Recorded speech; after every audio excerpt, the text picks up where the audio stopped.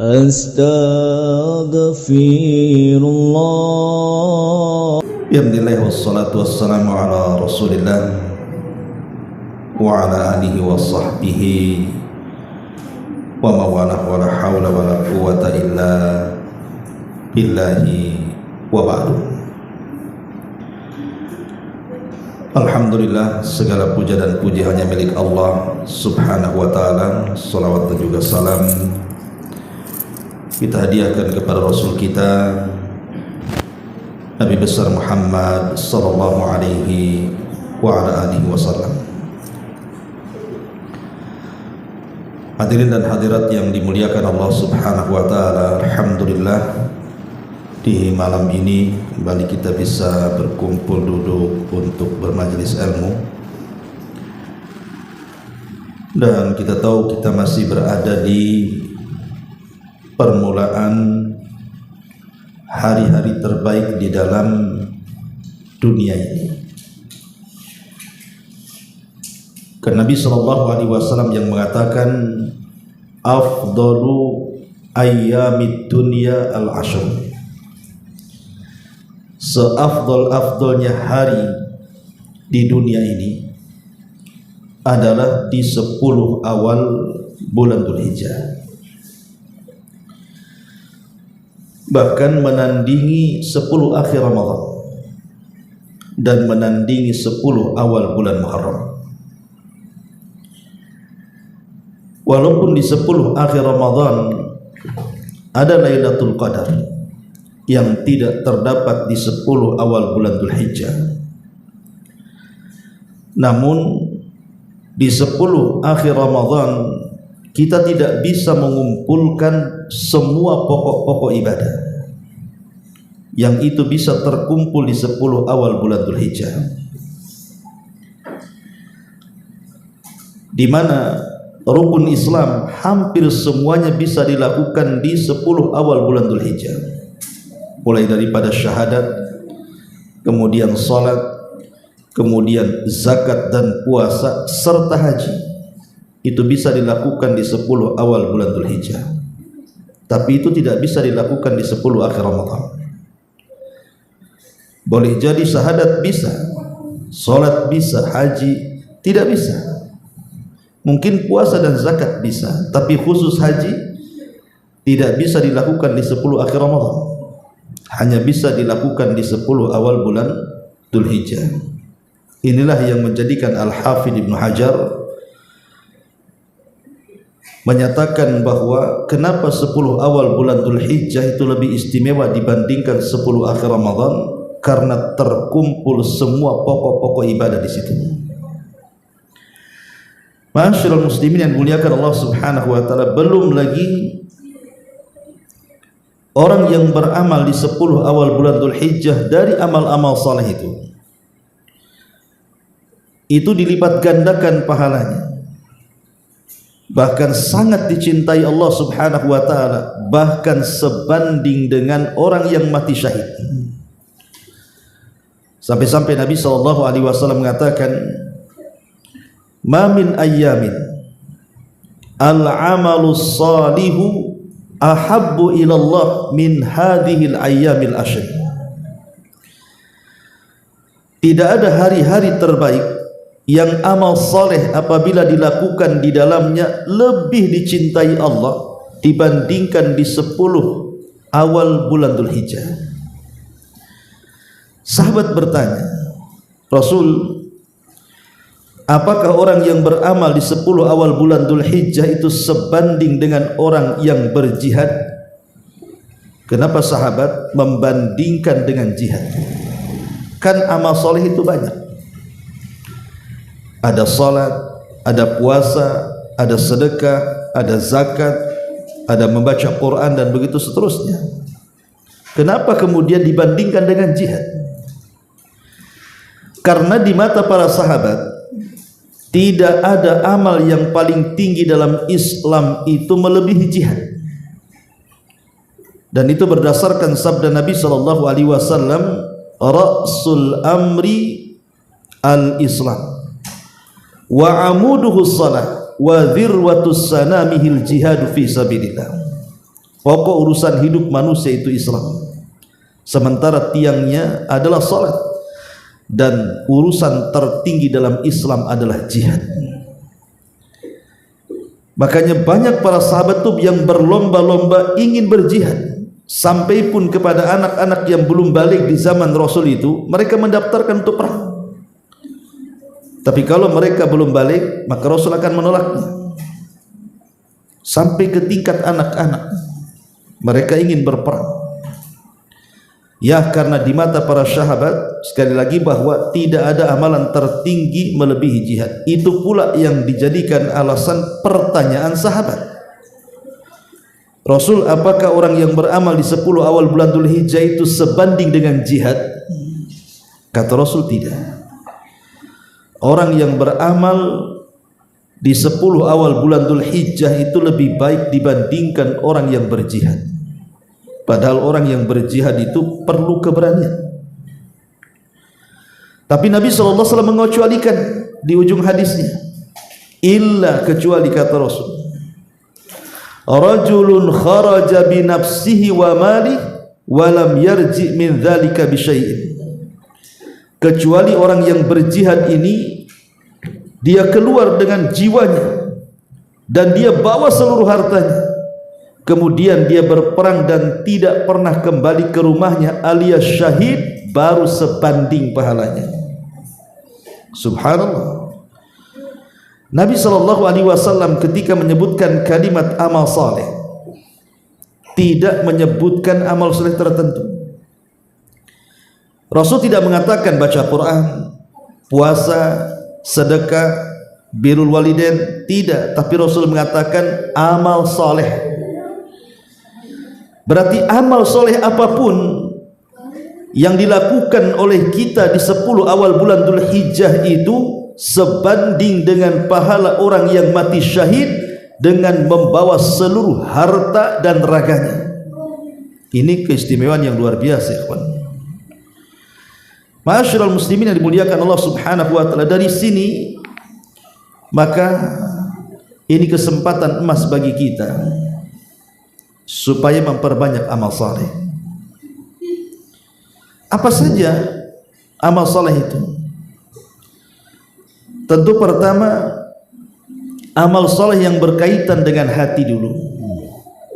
Seperti apa? Contohnya at-taubah, bertobat kepada Allah, berhenti dari dosa. Kemudian juga contoh yang lain, al-istighfar, meminta ampun. Karena tobat dengan istighfar kan beda. Kalau istighfar itu kan ucapan astagfirullah, kita meminta kepada Allah Subhanahu wa taala agar aib-aib kita di dunia ditutup dan agar dosa-dosa kita tidak disiksa di akhirat. Itu mana istighfar. Adapun taubat itu betul-betul berhenti dari maksiat. Ataupun umpamanya seperti berdoa kepada Allah Azza wa Jalla. Ini kesempatan kita berdoa kepada Allah Azza wa Jalla. Minta apa saja yang kita minta kepada Allah, baik perkara dunia ataupun akhirat. Ataupun memperbanyak zikir. Ini kesempatan. Memperbanyak zikir seperti umpamanya memperbanyak tasbih, memperbanyak tahmid, memperbanyak takbir, memperbanyak kalimat la haula wala quwata illa billah. Ini kan hal yang baik. Bahkan Abdullah ibn Umar radhiyallahu anhuma, apabila masuk di 10 awal bulan Dzulhijjah, maka dia bertakbir di pasar-pasar Mina, sehingga takbirnya sampai berkumandang kemana-mana dan diikuti orang lain, sampai Mina tergema takbirnya. Dan itu dilakukan 10 hari di awal bulan Dzulhijjah. Ya, bisa saja lafaz takbirnya itu dengan kalimat Allahu Akbar, itu yang paling ringkas gitu ya.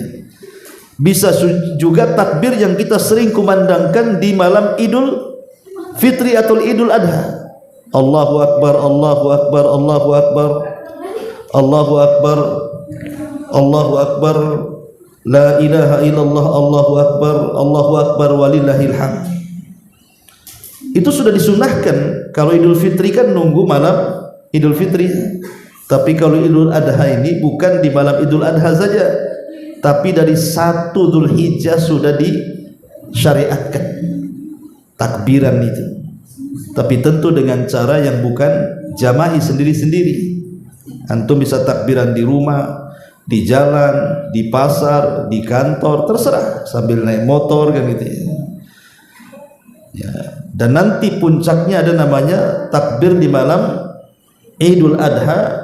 Kemudian ketika berangkat melaksanakan sholat Id, ketika melaksanakan sholat Id pun tetap takbir di hari-hari tasyrik, tetapi dilakukan selepas sholat wajib 3 hari, tanggal 11, 12 dan 13 itu namanya takbir muqayyad namanya. Kalau sebelumnya kan takbir mutlak. Nah ini amalan-amalan hati ini harus kita lakukan di 10 awal bulan Dzulhijjah, termasuk menghilangkan penyakit-penyakit hati, hasad, dengki, iri dan begitu seterusnya. Kemudian yang kedua, amalan-amalan yang berkaitan dengan ibadah, seperti umpamanya contohnya salat, baik yang wajib ataupun yang sunnah. Salat sunnah banyak sekali, dimulai daripada salat sunnah 2 rakaat fajar yang pahalanya lebih baik daripada dunia dan isinya. Kemudian nanti setelah salat subuh ada namanya salat duha yang pahalanya membandingi semua sedekah badan. Kemudian ada salat rawatib yang pahalanya siapa yang menjaga salat rawatib yang 12 itu Allah akan bangunkan satu istana di surga. Kemudian di sana ada salat witir, ada salat tahajud, ada salat taubat, banyak salat-salat istikharah dan begitu seterusnya. Lah ini kan kesempatan di 10 awal bulan Dzulhijjah ini. Kemudian juga berpuasa. Puasa ini kan juga macam-macam kan, selain Ramadan. Ada puasa Senin Kamis, ada puasa Ayyamul Bid, ada puasa Daud gitu ya. Sebentar lagi tanggal 9 nanti puasa Arafah. Dan ingat, puasa Arafah mengikut pemerintah, karena kayaknya puasa Arafah akan berbeda dengan Saudi tahun ini. Karena saya dengar Saudi hari Ahad lebarannya kan, berarti Sabtunya mereka wukuf ya. Sementara kita kan Senin lebarannya, berarti puasa Arafahnya hari Ahad gitu. Ya mudah-mudahan nanti pemerintah menyamakan, wallahu a'lam. Tapi kalaupun berbeda, tetap kita ikut pemerintah, karena patokannya bukan wukuf, tapi patokannya tanggal 9 bulan Dzulhijjah. Dan masing-masing negeri itu punya matlak masing-masing, melihat bulan masing-masing ya. Walaupun ini masalah khilaf ulama, tetapi mengikut pemerintah itu jauh lebih baik dibandingkan kemudian menyelisihinya, karena akan terjadi banyak perpecahan nantinya ya. Jadi yang selanjutnya berpuasa ataupun banyak membaca Quran ya, banyak membaca Quran ya. Kalau antum memang punya rezeki ya bisa umroh, bisa haji kan gitu ya, atau bisa berkurban kalau memang punya uang, karena ibadah-ibadah uang masalahnya. Haji pakai uang, umroh pakai uang, kurban pun pakai uang, kecuali korban perasaan saja nggak pakai uang kan itu. Artinya bahwa kalau memang Allah takdirkan kita diberikan uang banyak oleh Allah Azza wa Jalla, lakukan ibadah-ibadah seperti ini. Ini ibadah-ibadah luar biasa. Orang haji pahalanya tidak ada yang pantas kecuali surga kalau dia mabrur ya. Begitu juga umroh. Umroh juga bisa menghilangkan kefakiran dan bisa menggugurkan dosa. Bahkan orang yang kemudian menyembelih kurban pun sama, sebelum darah itu menetes ke bumi, dosa-dosa kita sudah diampuni. Jadi kurban itu salah satu syiar, nanti kita akan jelaskan. Kita akan jelaskan amalan-amalan di bulan Dzulhijjah. Nah ini berkaitan dengan masalah ibadah ya. Kemudian ada ibadah itu berkaitan dengan masalah akhlak, seperti mamanya berusaha untuk jujur. Jangan sampai berdusta di 10 awal bulan Dzulhijjah ini. Bukan berarti setelah 10 awal bulan Dzulhijjah dusta lagi, bukan. Maksudnya ini amal-amal akhlak. Ya. Kemudian yang kedua amanah. Amanah dalam lisan, aman dalam perbuatan, amanah dengan barang-barang orang dan begitu seterusnya. Termasuk juga rahmah. Rahmah itu penuh dengan kasih sayang. Suami kepada istri, istri kepada suami, kasih sayang kepada orang tua, kasih sayang kepada anak-anak, kasih sayang kepada tetangga, kasih sayang kepada semua, bahkan kepada binatang sekalipun. Makanya nanti proses kurban saja Rasul sampai mengatakan apa? Idza qataltum fa ahsinul qitlah wa idza dzabhtum fa ahsinu dzibha. Kalau kalian menyembelih, sembelih dengan cara yang baik, kata Rasul. Dengan cara apa? Bahagiakan hewan kurbanmu dengan cara apa? Kasih hak-hak mereka. Kasih makan sebelum disembelih itu kan, jangan disiksa. Kemudian tajamkan pisaumu, kata Rasul. Karena menyembelih juga perlu keahlian, ikhwan. Saya itu pernah melihat ada orang menyembelih sapi. Mungkin karena dia tidak lihai. Udah disembelih sapinya bangkit, ikhwan. Lari ngamuk sapinya. Darahnya kemana-mana, nggak mati-mati, ada 2 jam lebih. Harusnya kan kalau yang kasusnya seperti ini jangan dibiarkan. Karena waktu itu kan masih di desa, orang desa beranggapan bahwa kalau pisau itu sudah tidak nempel di leher, tidak boleh menyembelih kedua kalinya. Jadi dibiarin aja tuh, 2 jam baru ambruk dia. Kan menyiksa binatang, ya kan? Harusnya ditangkap lagi, sembelih lagi, biar cepat mati kan gitu. Karena kita disuruh untuk memiliki rahmat kasih sayang kepada binatang. Masih mending di tiban kampung ceritanya malah lari sapinya ke hutan. Bertahun-tahun nggak ketemu katanya. Gak tahu sudah ketemu atau belum tuh, nggak tahu. Mau dikorbankan, lari ke hutan. Ya, nggak ketemu. Nah, mungkin lah kan. Baik. Jadi ada amalan-amalan yang berkaitan dengan akhlak, ya, seperti contohnya kejujuran, amanah, rahmat, kemudian mudah memaafkan kan itu.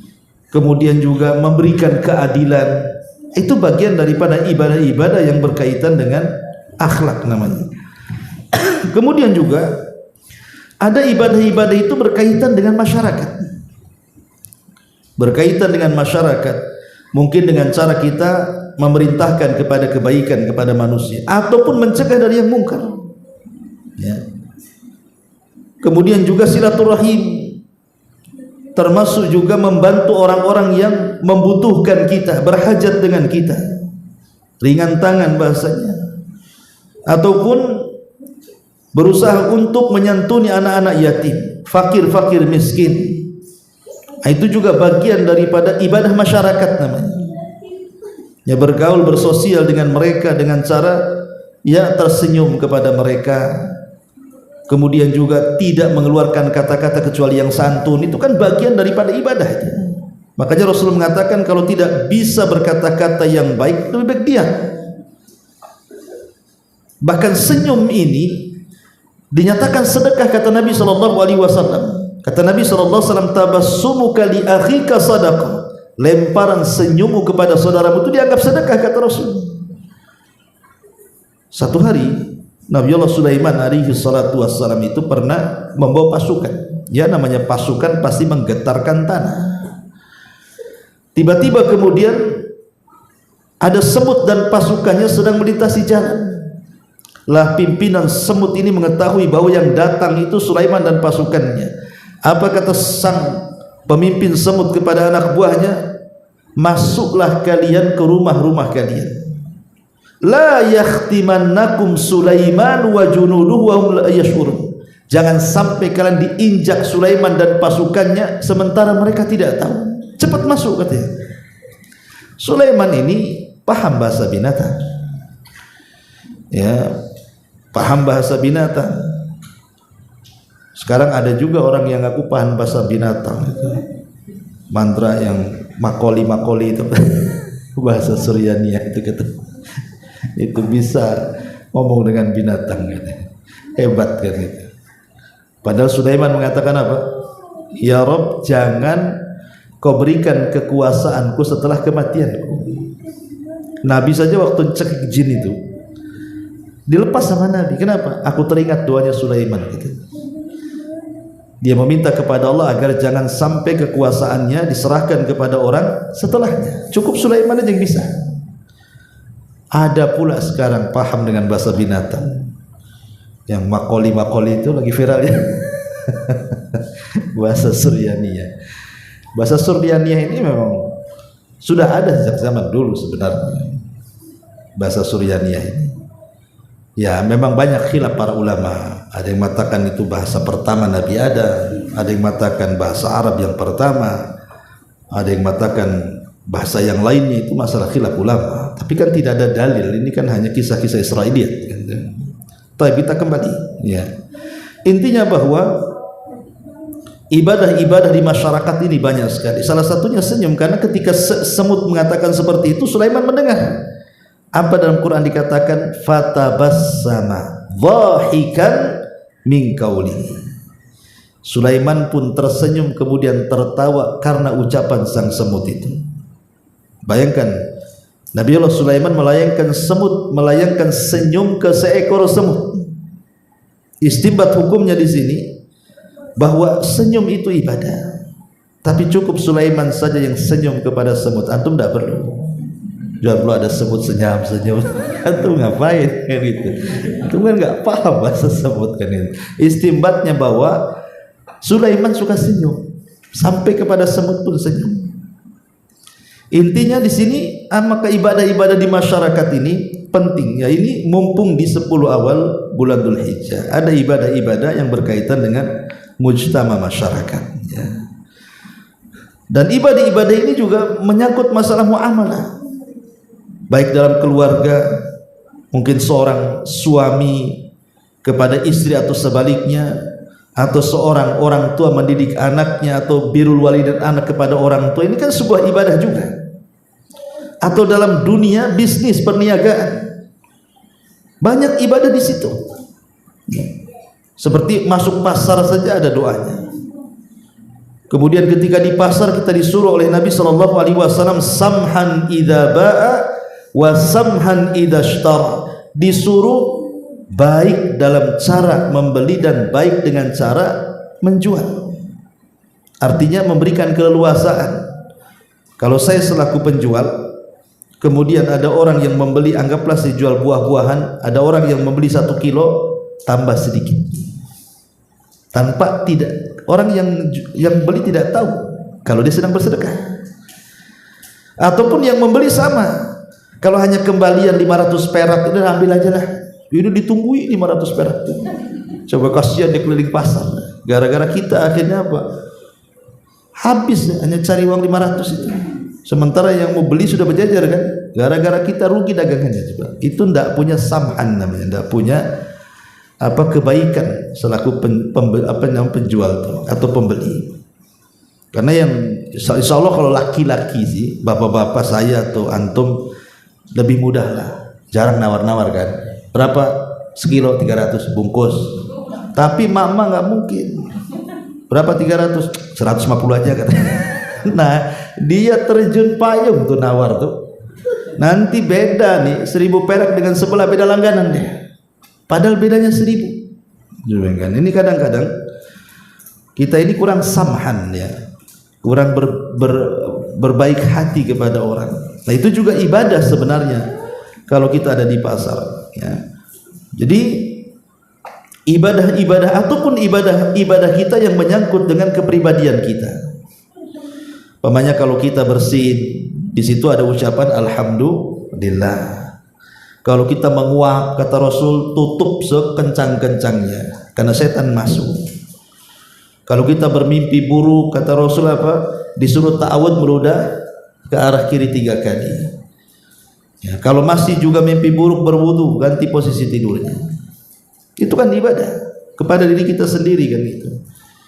Dengan menggunakan wewangian, kalau laki-laki kan, kalau perempuan menutup aurat, itu kan kita dalam pribadi kita saja sebenarnya banyak ibadah-ibadah itu sebenarnya. Cuman kadang-kadang kita tidak paham kalau itu sebuah ibadah. Contoh bersin mengucapkan alhamdulillah. Banyak orang-orang bersin itu tidak mengucap alhamdulillah kan? Diam saja dia. Padahal kata Nabi SAW, kalau kalian bersin ucapkan hamdalah alhamdulillah. Yang di sampingnya mengucapkan apa?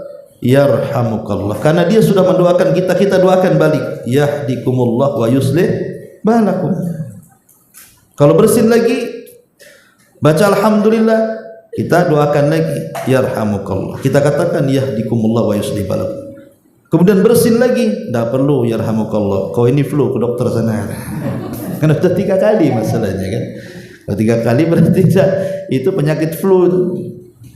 Memang begitu arahannya, nggak usah dijawab kalau 3 kali. Jadi cukup 2 kali aja dijawab. Ya. Jadi intinya bahwa dalam kepribadian kita saja ada ibadah. Ya. Belum lagi kemudian ibadah-ibadah secara umum. Ibadah-ibadah secara umum kan banyak sekali ya. Seperti umpamanya seseorang menanam pohon saja dengan niat kalaupun berbuah, mungkin buahnya disedekahkan ke kelelawar atau orang yang jalan metik, ya nggak apa-apa gitu ya. Ya untuk tulisi saja di situ. Silakan ambil mangga, tapi jangan bahasanya sampai di sini. 2 cukup gitu. Kalau enggak bawa karung orang itu. 1 orang habis nanti kan itu. Artinya kan disedekahkan lah kan itu. Bayangkan, itu kan sedekah juga, dan itu bagian sedekah yang akan mengalir ke kuburan. Karena Nabi SAW mengatakan seperti itu. Ya, yang menanam pohon kemudian disedekahkan buahnya, baik di tangkainya dimakan codot-codot itu ataupun orang-orang yang lewat, atau dengan cara mewariskan mushaf. Mana umpamanya keliling-keliling musolah atau masjid, kok nampak mushafnya sedikit, ke pasar kita beli 2-3 mushaf, titipkan di musolah itu biar dibaca orang, kan enak tuh ya. Atau mungkin daerah-daerah mana mesin musola yang mungkin kekurangan air ya, kemudian kita sumbang air kepada mereka. Ataupun umpamanya kita buat rumah, kalau memang kita ini punya gitu kos-kosan gitu ya, umpamanya 10 pintu, yang 1 pintu ini saya gunakan untuk persinggahan. Akan seperti itu, Nabi SAW mengatakan seperti itu. Atau membangun masjid, kalaupun tidak bisa dengan material, ya dengan tenaga. Bukan hanya dengan doa saja nggak akan jadi masjid itu. Sumbang tenaga, ataupun kalau punya uang kasih uang. Jadi banyak sekali kalau kita ceritakan ibadah. Bahkan ada satu buku itu menceritakan tentang 175 amalan yang layak dikerjakan di 10 awal bulan Dzulhijjah ini. Ya, jadi 100 lebih amalan. Dalam buku itu saya tidak bawa bukunya, tapi saya punya bukunya. Ya, saya ngambil dari internet. Ya, sudah saya copy itu, lupa pula di mana kopiannya. Ya. Tapi intinya bahwa pembahasan di malam hari ini kita akan fokus kepada satu ibadah yang sebentar lagi kita akan laksanakan. Apa itu? Ibadah kurban. Masyaallah muslimin yang dimuliakan Allah Subhanahu wa taala, ibadah kurban ini sering saya ulang-ulang, sudah ada sejak zaman Nabi Adam, ketika Qabil dan Habil berkurban, tapi yang satu diterima, yang satu ditolak. Korbannya Habil diterima dan korbannya Qabil ditolak. Artinya kurban sudah ada sejak zaman Nabi Adam kan. Tetapi syariat kurban itu tidak diarahkan ke mereka, tapi syariat kurban itu diarahkan kepada Nabi Ibrahim alaihi salatu wassalam. Kapan itu? Jadi ketika Ibrahim kemudian membawa Hajar dan juga putranya ke sebuah tempat yang disebut dalam Quran itu wadin ghairi di zar'in, sebuah lembah yang kering kelontang, gak ada tanaman, gak ada orang pun ya, belum ada orang di Mekah itu, masih dalam bentuk lembah dan gurun Sahara serta bukit-bukit, ditinggal gitu saja di situ. Kemudian Ibrahim langsung pergi, dan dalam sejarah itu Ibrahim dilarang oleh Allah untuk bicara, bahkan menengok pun tidak. Jadi taruh pergi gitu aja.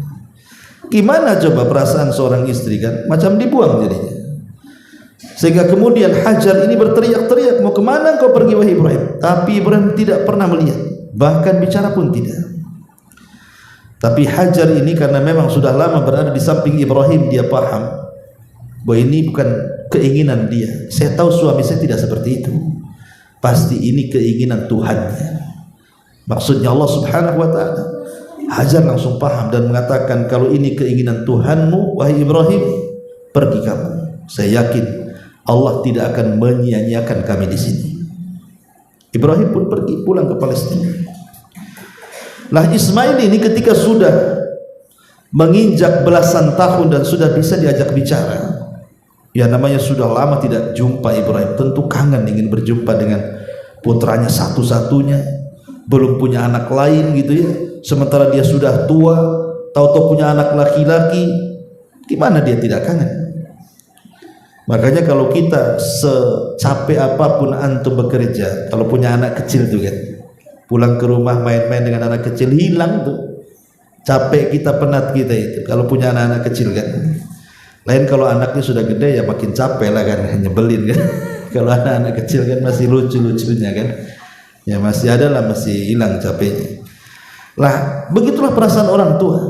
Berangkat Ibrahim, ketika kemudian sampai saja di Mekah, Allah takdirkan Ibrahim bermimpi, dan itu digambarkan dalam Al-Quran. Mimpinya seolah-olah dia menyembelih putranya Ismail dengan penyembelihan yang benar-benar menyembelih dalam mimpinya.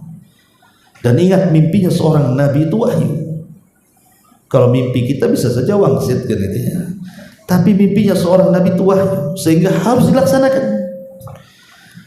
Makanya kemudian dengan berat hatilah Ibrahim mengatakan kepada Ismail dengan mengatakan, ya bunai inni ara fil manami anni adbahuka fangdur madza tara. Anakku, semalam bapakmu bermimpi loh, bapakmu menyembelih kamu, macam mana pandangan?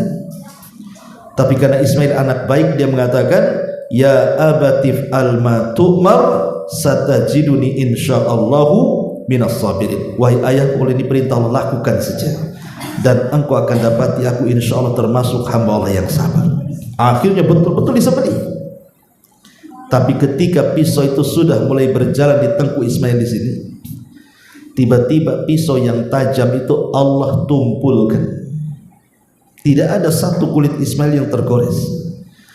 Tapi dengan kejujuran Ibrahim, betul-betul dia lebih memilih Allah dibandingkan putranya. Dari situlah Ibrahim disebut Khalilur Rahman, kekasih Allah. Tidak ada sedikit pun perasaan cinta diberikan kepada putranya, dia berikan semua kepada Allah. Walaupun harus menyembelih putranya, demi kecintaan dia kepada Allah. Karena melihat bagaimana kecintaan Ibrahim kepada Allah dan bagaimana juga kesabaran Ismail, dari sini Allah Subhanahu wa taala kemudian berfirman dalam Al-Quran, ya Ibrahim qad saddaqta ru'ya, engkau sudah membenarkan mimpimu. Kemudian di ujung ayat Allah mengatakan, wa fadainahu bidzibhin azim wa tarakna alaihi fil akhirin. Maka kami ganti Ismail dengan sembelihan yang besar, dan cerita kurban ini akan terus diceritakan sampai hari ini. Kalau cerita korban saja pasti teringat penyembelihan Ibrahim dengan Ismail. Adapun dalam Islam sendiri, syariat kurban ini baru disyariatkan tahun kedua Hijriah. Karena beberapa ibadah itu disyariatkan di tahun yang sama. Puasa Ramadan, Idul Fitri, Idul Adha, kurban, zakat. Ini 5 ibadah ini dilakukan atau disyariatkan di tahun yang sama, tahun 2 Hijriah, termasuk kurban.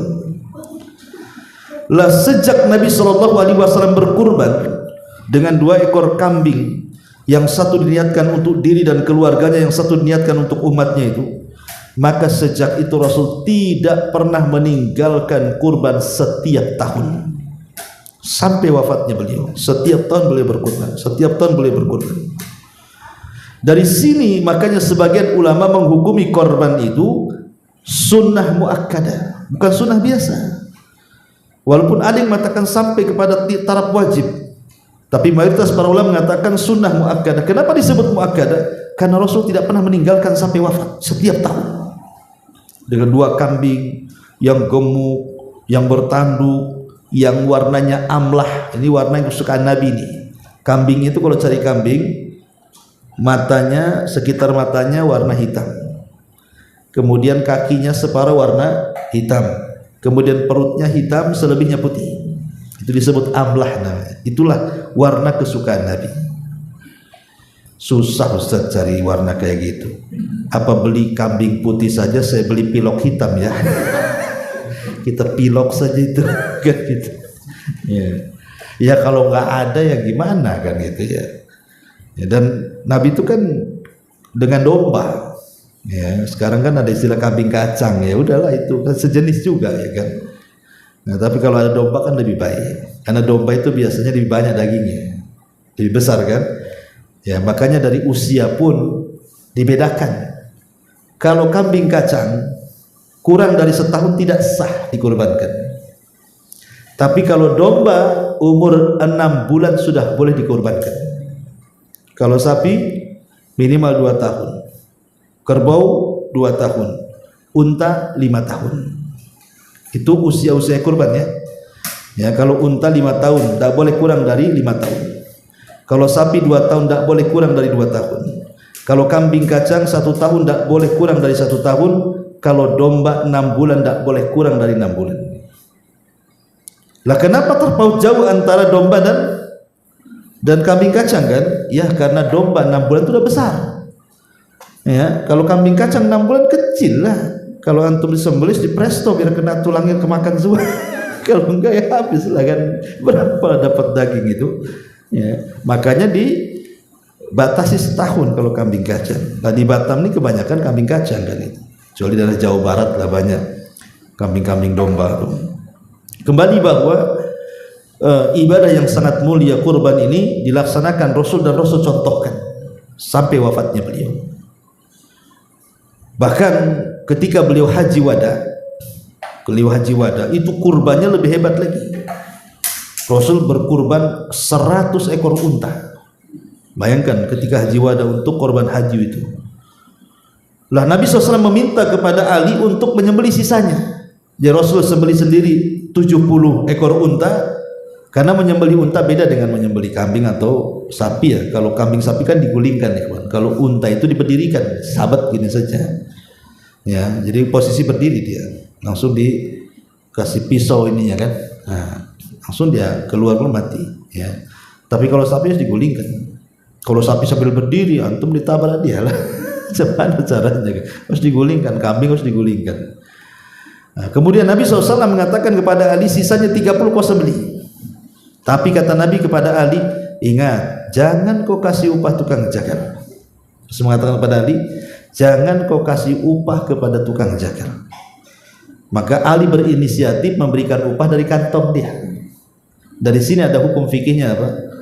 Tukang jagal tidak boleh minta upah dari hewan kurban yang disembelihnya. Kalau bilang tukang jagal, nggak apa-apa saya nyembelih, tapi kepala untuk saya jangan dikasih. Oh kaki untuk saya jangan dikasih, kulit untuk saya jangan dikasih. Lalu saya nyembelih ini, saya dapat apa? Antum kasih uang 200 lain untuk kamu. Jangan diambil dari hewan kurbannya. Kenapa? Karena hewan kurban itu hadiah kita kepada Allah. Kalau seandainya sudah dihadiahkan, tidak boleh diperjualbelikan. Kalau kita memberikan upah kepada tukang jagal, itu namanya jual beli jasa. Masuknya jual beli jasa. Jasa potong dia dapat upah, itu kan namanya jual beli. Sementara kambing, sapi atau unta ini kan sudah kita hadiahkan kepada Allah. Sesuatu yang sudah dihadiahkan tidak boleh diperjualbelikan, baik dagingnya ataupun kulitnya, nggak boleh.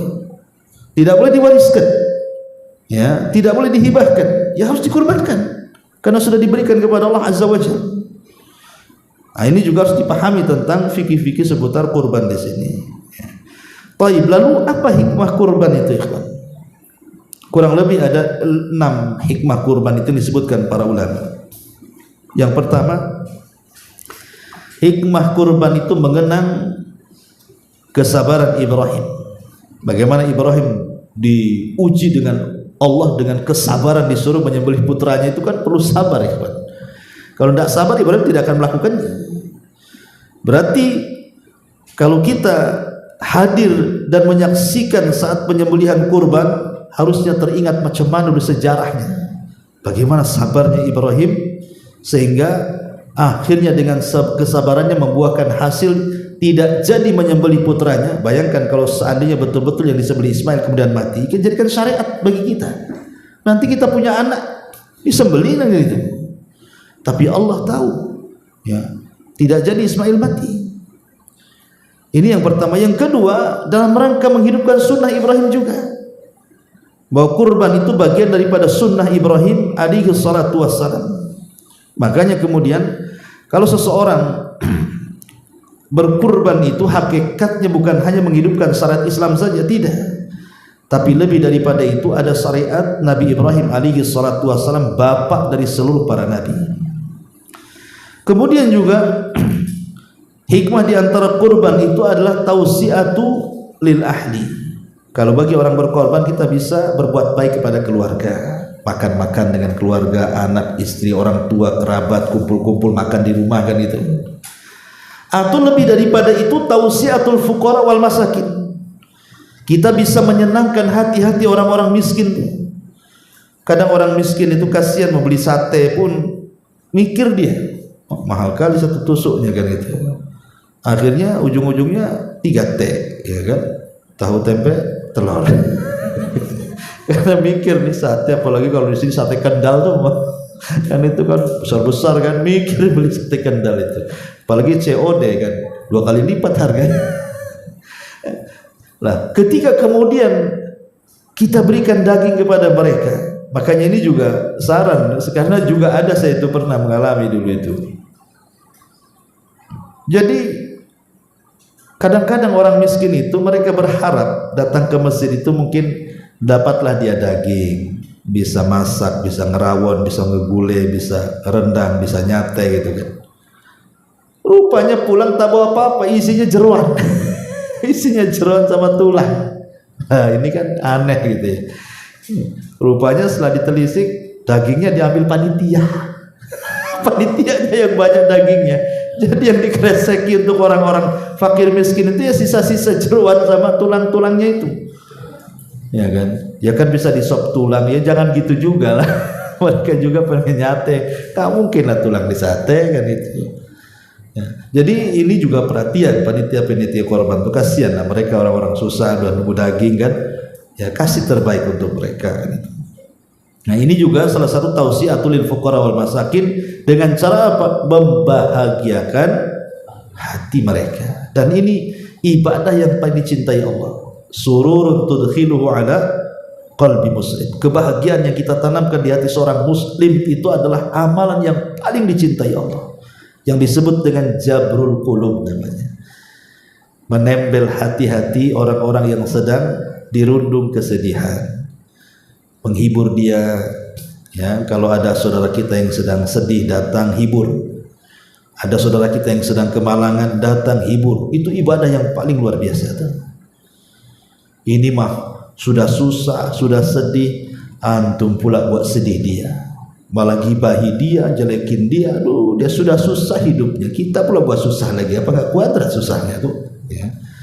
Jadi itu ibadahnya jabrul qulub. Dengan cara apa? Memberi sedekah daging kurban tadi.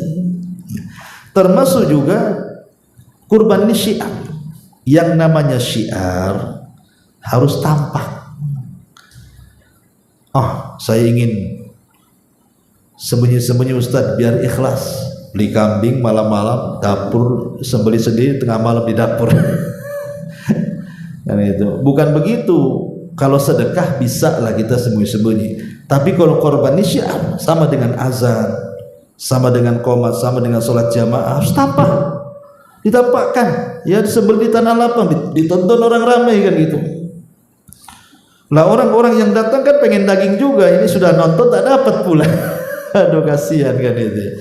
Udah seharian dia pengen dapat di situ, tahu tuh pulang pula tak dapat. Aduh apa nggak ngenes itu ya. Itulah yang satu korban beneran, yang satu korban perasaan tadi. Akhirnya kan. Ya. Ma'asyiral muslimin yang dimuliakan Allah azza, termasuk juga hikmah di antara kurban adalah dalilun ala at-tasdiqil mutlaqi wa tam bima akhbara bihi Allah azza wa jalla. Jadi membenarkan apapun yang dihabarkan Allah dan Rasulnya dalam Quran dan hadis Nabi. Jadi apapun yang diperintahkan kita laksanakan. Kan siapa yang nyuruh kita korban? Allah. Mana dalilnya? Fasalli li rabbika wanhar. Yakin itu bahwa Quran itu kalamullah. Yakinlah kan itu. Rasul merintahkan, yakin bahwa sabda Rasul itu sahih sampai kepada kita, yakin. Jadi ketika kita melaksanakan kurban dengan seyakin-yakinnya perintah Allah dan Rasulnya, itu merupakan tasdikul mutlak. Berarti dengan kurban itu membenarkan betul-betul. Dan lebih daripada itu, korban ini tahqiqut tauhid. Apa mewujudkan tauhid. Lihat dukun-dukun itu. Orang yang datang ke dukun disuruh apa? Berkurban kan? Disuruh nyembelih ayam, ya. Kadang-kadang aneh-aneh permintaannya. Disuruh nyembelih kelinci tapi warna hitam semua.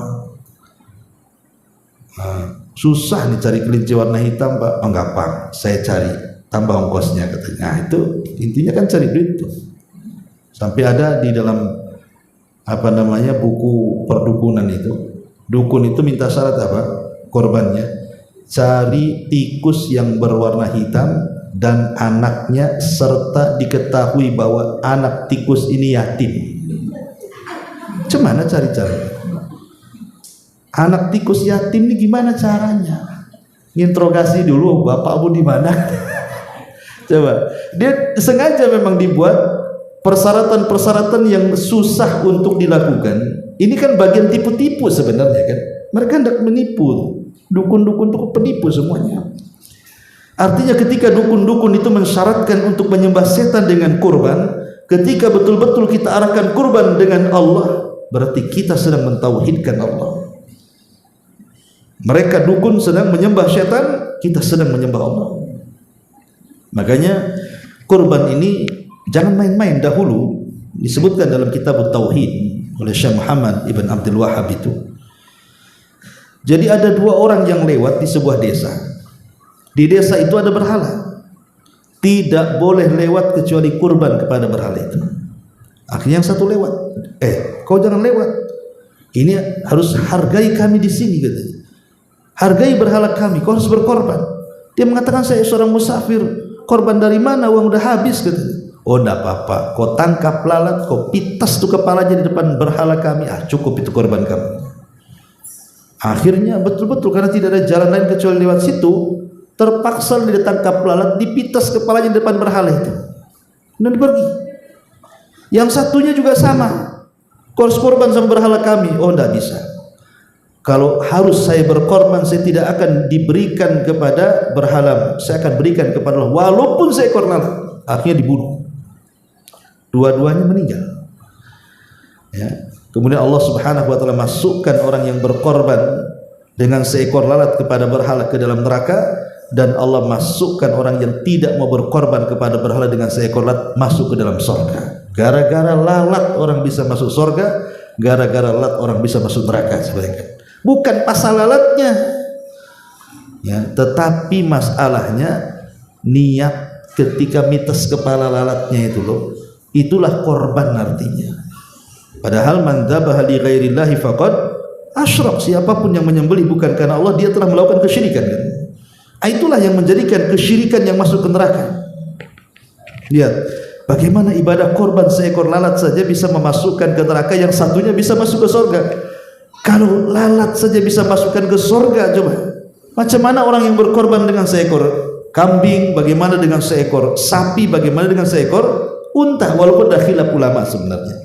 Jadi para ulama itu ikhwan, mereka berselisih pendapat mana yang lebih baik. Ini ada 3 hewan binatang ternak, 1 sapi, 1 unta, 1 kambing. Mana yang paling baik? Saya pernah membaca fatwa daripada Syekh bin Baz rahimahullah ta'ala.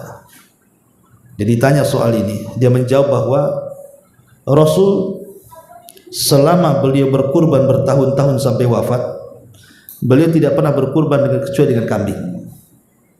Rasul tidak pernah berkurban dengan sapi atau unta kecuali ketika haji dengan unta. Tapi kalau tidak haji berada di mukim di Madinah, maka setiap tahun Rasul kurban 2 ekor kambing. Ya, yang satu untuk dia dan keluarganya, yang satu untuk umatnya. Dari sini kata Syekh bin Baz bahwa kurban kambing lebih sunnah dibandingkan yang lainnya. Kenapa? Karena Rasul tidak pernah kurban kecuali kambing. Ini pendalilannya. Tapi lain pula fatwa Syekh bin Baz, lain pula fatwa Syekh Utsaimin. Syekh Utsaimin mengatakan tidak. Kurban ini bukan hanya sekedar menyembelih, menumpahkan darah karena Allah, tapi manfaatnya banyak. Dihadiahkan, disedekahkan, dan dimakan. Berarti yang paling banyak sedekahnya, yang paling banyak hadiahnya, yang bisa kita makan kemudian kita simpan, itulah yang terbaik. Jadi bukan masalah kambing, sapi atau unta, yang banyak manfaatnya. Kemudian Syekh Utsaimin merinci, maka korban terbaik itu satu, kalau seseorang bisa membeli unta tanpa urunan. Yang kedua, seseorang bisa membeli sapi tanpa urunan. Yang ketiga, seseorang bisa beli kambing. Ya memang nggak boleh urunan kambing. Ya nggak boleh. Ya sekolahan urunan, murid-muridnya dimintai 50.000 beli kambing, korban sekolahan. Korban dari mana itu? Itu sedekah namanya. 1 ekor kambing 1 orang. Jadi urutannya begitu. Kalau sanggup beli unta, unta lebih baik. Nggak sanggup beli sapi, nggak sanggup beli kambing. Nggak sanggup beli kambing, baru urunan 7 orang 1 unta. Kalau tidak sanggup, baru urunan 7 orang 1 sapi. Itulah tingkatan-tingkatan kurban kata Syekh Utsaimin. Dan ini lebih bijak. Ya. Tapi kalau urunan kambing itu maksudnya urunan pahala, ya nggak apa-apa. Tapi kalau urunan badan kambing 7 orang nggak boleh. Tetap 1 orang yang punya kambing, tapi pahalanya disyarikatkan. Nah itu boleh, tidak ada masalah. Ya. Ma'asyiral muslimin yang dimuliakan Allah Azza wa Jalla. Lalu definisi kurban itu apa sih sebenarnya? Ulama mengatakan definisi kurban itu adalah ismun lima yuzbahu minal an'am yauman nahri wa ayyamat tasyriki biniyati taqarrubi ilallahi azza wa jal. Bahwa kurban itu adalah satu nama bagi hewan ternak yang disembelih. Ingat ya, hewan ternak itu bahimatul an'am, sebagaimana disyaratkan dalam surah Al-Hajj itu, mim bahimatil an'am. Dan bahimatul an'am dalam bahasa Arab itu hanya dimutlakkan kepada 3 binatang saja. Pertama unta, yang kedua sapi dan yang sejenisnya kerbau, yang ketiga kambing domba dan yang sejenisnya kambing kacang. Berarti hanya 5 hewan saja ya, unta, sapi, kerbau, domba, kambing kacang. Nah, cuma 5 saja yang boleh dikorbankan. Gimana dengan kuda? Tidak boleh. Kuda walaupun besar, tidak boleh. Ya. Kenapa? Karena Rasulullah SAW tidak pernah berkurban dengan kuda ataupun para sahabatnya. Kuda sudah ada sejak zaman Nabi, tapi tidak ada orang berkurban dengan kuda, karena kuda bukan dari bahimatul an'am. Ya, bahimatul an'am hanya 3 binatang tadi. Bagaimana dengan ayam? Kuda aja nggak boleh, apalagi ayam lah kan itu. 100 ayam loh Ustaz, walaupun 100 ayam tetap tak boleh. Bagaimana dengan burung unta? Kan ada untanya tuh. Iya, tetap burung kan itu ya, nggak bisa juga dikurbankan. Jadi kurban itu harus 3 jenis ini saja dan yang semacamnya tadi. Itu disebut bahimatul an'am. Lah, kurban itu hewan ternak dari 3 jenis hewan itu yang disembelih. Kapan itu? Yauman nahari. Berarti waktu kurban itu kapan? Yauman nahar, di hari penyembelihan. Dan itu hari terbaik dari 10 awal bulan Dzulhijjah. 10 awal bulan Dzulhijjah saja sudah dikatakan apa? Ayyamud dunya, hari terbaik di dunia. Tapi hari penyembelihan ini paling baik dari 10 hari. Itu puncaknya, itu bahasa kitanya. Sama dengan 1 pekan itu ada Jumat gitu ya.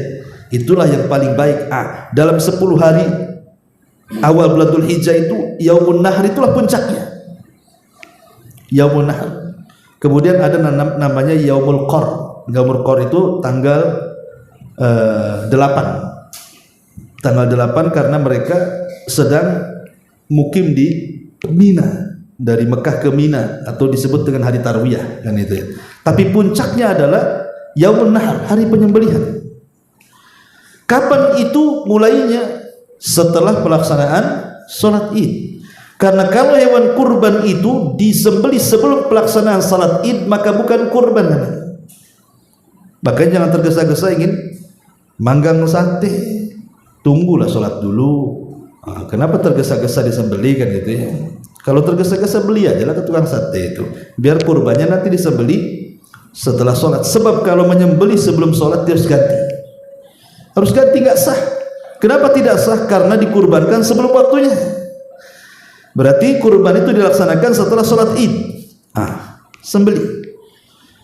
Berakhirnya kapan? Di sini sebutkan dalam ta'rifnya wa ayyamat tasyrik, dan hari-hari tasyrik. Kapan hari tasyrik? 11, 12, 13. Akhirnya sebelum terbenam matahari di tanggal 13, itulah akhir dari penyembelihan. Berarti menyembelih itu 4 hari, 10, 11, 12 dan 13, dan itu disebut hari makan-makan. Kata Rasul, ayyamu tasyrik ayyamu aklin wa syurbin. Hari tasyrik itu hari makan, hari minum. Makanya kalau nanti tanggal 13 di situ kan ada syariat puasa Ayyamul Bid. Puasa Ayyamul Bid itu dimulai tanggal 13, 14, 15, kecuali bertepatan dengan hari tasyrik. Maka digeser dari tanggal 13-nya menjadi 16. Berarti mulai puasanya 14, 15, 16. Itu maksudnya. Karena 13-nya masuk pada hari tasyrik. Kalau antum puasa Ayyamul Bid di hari tasyrik, haram hukumnya. Kenapa? Karena itu puasa saat lebaran namanya. Rasul mengatakan disuruh makan, kita pula puasa, kan kurang ajar namanya. Kata Rasul, hari tasyrik itu hari makan. Rasul yang ngomong hari makan, kita pula puasa. Ya, berarti melanggar syariat Nabi. Ya, jadi tetapi hari makan di sini maksudnya apa ya? Makan-makan kurban yang kita sembelih, itu maksudnya. Karena sebagian para ulama mengatakan makan hewan kurban itu sunnah. Bahkan ada yang sampai tingkat mengatakan wajib. Seperti pendapat Ibnu Hazm Al-Andalus itu. Beliau sampai mengatakan makan hewan kurban itu wajib. Kenapa? Karena ada perintah dalam Quran katanya. Wa kulu minha, makan dari hewan kurban. Ini kan perintah, asal perintah wajib katanya. Tapi dibantah oleh jumhur bahwa perintah dalam bab muamalah itu tidak sampai taraf wajib, tapi hanya dibawa kepada mustahab saja, sunnah. Tapi tidak dimatakan mubah. Berarti kita makan daging kurban, baik anda seorang korbaner, baik anda yang bukan korbaner, itu sunnah hukumnya makan daging kurban itu. Karena ada orang yang tidak mau makan daging kurban ya kawan. Dulu saya masih ingat di kampung-kampung itu, kalau orang yang berkorban dilarang makan malah. Iya betul ya. Saya masih ingat di kampung saya di Jawa Barat tuh, saya masih kecil dulu, orang yang korban malah nggak boleh makan. Kan aneh kan, dia yang punya kambing kok yang lain boleh makan kan? Rupanya kesini, oh berarti memang itu hanya mitos saja. Karena yang menyuruh makan itu Allah langsung dalam Quran. Wa kulu minha wa at'imul qani al mu'tar, makan kata Allah dari hewan kurban, dan sisanya berikan kepada orang-orang yang berhajat. Dan Rasul mengatakan kulu wadakhiru watasaddaqu, makan simpan sedekahkan kata Rasul. Coba bayangkan, Allah yang nyuruh makan, Rasul yang nyuruh makan, orang kampung pula jangan makan. Kan aneh kan itu. Tapi alhamdulillah sekarang sudah nggak ada. Ya sudah ya, alhamdulillah lama-lama mitos-mitos itu hilang dengan sendirinya. Sampai ada orang yang sama sekali alergi tak mau makan daging kurban itu. Bukan alergi penyakit, bukan. Enggak, mitos apa gitu. Pokoknya kalau makan daging kurban itu langsung mual muntah. Alasannya ini daging kurban itu saja. Saya nggak makan daging kurban. Ini sapi sama dengan sapi di pasar. Oh enggak, kalau sapi di pasar bukan kurban, di sini kurban katanya. Kalau disebut habis makan nih, itu hari kurban langsung dimuntahkan tuh. Kan aneh orang kayak gitu tuh. Justru makan daging kurban itu sunnah, dapat pahala. Tapi walaupun demikian, tetap Islam itu di atas maslahat dan mafsadah. Kalau dengan memakan banyak manfaatnya, makan. Kalau dengan makan banyak madaratnya, jangan makan. Ya. Contoh umpamanya kesenggol saja daging, satu tusuk sate bisa naik darahnya, kolesterolnya, asam uratnya, jangan makan. Ya. Kalau memang dia modelnya itu, kalau api itu tersengat sedikit saja panas gitu kan. Ya, tapi kalau mamanya ya sekali-kali makan nggak apa-apa, ya nggak apa-apa kan itu ya. Makan aja itu bagian daripada sunnah, bismillah lah. Ya, tapi kalau melampau makannya ya bahaya juga. Pokoknya 3 hari berturut-turut antum makan 100 tusuk, 100 tusuk, 100 tusuk, habis juga kena tusuk tuh. Gitu ya, bisa naik. Kalau anak-anak ya nggak apa-apa, kalau ada tua-tua lah jaga kesehatan. Ya. Intinya bahwa itulah definisi kurban. Kemudian yang ketiga dari definisi ini ada faedah apa? Biniyatit taqarrub. Jadi kurban itu niatnya dalam rangka mendekatkan diri kepada Allah. Lah ketika kita datang ke orang penjual kambing, maka kita harus ngomong, Pak, saya beli kambing untuk kurban. Itu disyariatkan, harus ngomong seperti itu. Sebab kalau kita hanya membeli, saya beli kambingnya, tanpa menyebutkan untuk kurban, maka kambing ini statusnya belum jadi kambing kurban. Bisa dijual beli lagi, bisa diwariskan, bisa dihibahkan. Dan kalau hilang tidak ada masalah. Tapi kalau kita katakan saya beli kambing untuk kurban, Pak, berarti sudah ada niat itu dikurbankan. Berarti kalau sudah beli kambingnya, ya kan, dan sudah diniatkan untuk kurban, kambing ini harus dijaga. Tidak boleh jual belikan, tidak boleh sampai hilang. Ya. Boleh nggak membatalkan niat? Kata Syekh Utsaimin rahimahullah taala, kalau membatalkannya sebelum membeli kambing nggak apa-apa. Pemanya saya sudah ngomong, kayaknya tahun ini mau kurban lah saya, ya, atau ngomong sama saudaranya atau sama teman-temannya atau di pengajian sama kawannya, kurban nggak hari ini, besok? Insya Allah saya kurban, saya sudah ada niat kurban. Hari hanya tak jadi kurban. Kata Syekh Utsaimin, dalam kondisi seperti ini ada 2 kondisi. Sudah dibeli hewan kurbannya atau tidak? Ya. Kalau sudah dibeli hewan kurbannya, tidak boleh dibatalkan, harus disembelih. Karena sudah dibeli hewan kurbannya dan sudah dikatakan kepada penjual, saya beli kurban untuk beli kambing untuk kurban. Tapi kalau belum dibeli, maka boleh dibatalkan. Kan belum ada hewannya, belum ada hewannya.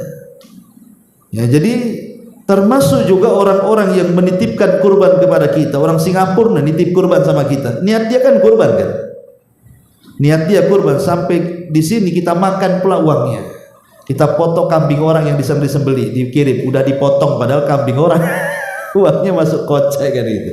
Ya. Orang Singapura yang ngasih uang dapat pahala kurban, dapat, walaupun pamannya sama orang yang dititipinya tidak amanah kan, tapi dia sudah dapat pahala kurban karena dia lillahi ta'ala kan. Tapi orang yang nilep uangnya dapat dosa. Lain kalau seandainya dia lupa, udah dikirim, tolong ya, saya ingin korban 1 ekor kambing tipe A, dikirimlah duitnya 5 juta. Entah kenapa lupa, udah seminggu lewat hari tasyrik baru ingat, astagfirullahaladzim, saya dititipi kurban ini, belum dibelikan, cemana ini? Ya, kata Syekh Utsaimin, belikan, tapi jangan disembelih ketika itu, tunggu tahun depan. Kenapa? Karena sudah keluar waktunya. Dan kasus yang lain berbeda. Kasus lain berbeda. Ini kasus lainnya. Ada lagi harus disembelih walaupun di luar hari tasyrik. Seperti umpamanya antum sudah beli kambing, tiba-tiba lepas kambingnya. Bukan karena keteledoran kita, bukan karena kelalaian kita, tapi kelalaian kambingnya. Ya. Jadi kita sudah berusaha kasih kandang, ya, dan kandang itu insya Allah kuat, nggak mungkin dia keluar. Udah pokoknya ya standar lah. Tiba-tiba malam hujan, angin, kandangnya roboh, lari kambing ini. Rupanya dicari-cari nggak ketemu. Setelah lewat hari tasyrik tanggal 15, pulang sendiri, nyerahkan diri kambingnya. Ya. Nah, ini boleh disembelih. Ya, boleh, ini kasusnya beda. Ini boleh disembelih karena ketemu kan. Itu karena bukan karena kelalaian ya. Kalau karena kelalaian harus diganti di hari penyembelihan. Ya, kalau memang lalai beli kambing, asal taruh saja gitu, ya pergilah kambingnya. Ya, maka kalau pergi karena kelalaian kita, maka kita harus ganti kambingnya. Ganti sebelum habis masa waktunya, kemudian kita sembelih. Kalau nanti datang lagi kambingnya yang hilang itu, ya terserah dia karena sudah diganti kan. Terserah dia apa untuk korban lagi atau untuk terserah karena sudah diganti dia. Ya itu kafarahnya harus diganti itu. Kalau karena kelalaian dia, ya itu fikihnya seperti itu. Wallahu alam. Jadi hukum-hukum seputar kurban ini panjang sebenarnya, dan saya sudah banyak juga buat kajian di YouTube, antum bisa lihat saja. Karena sudah jam 9 lebih juga, saya kira cukup sampai di sini. Mudah-mudahan ada manfaatnya. Subhanakallah bihamdika, asyhadu an la ilaha illa anta astaghfiruka wa atubu ilaik. Allahu ta'ala alam. Assalamualaikum warahmatullahi wabarakatuh.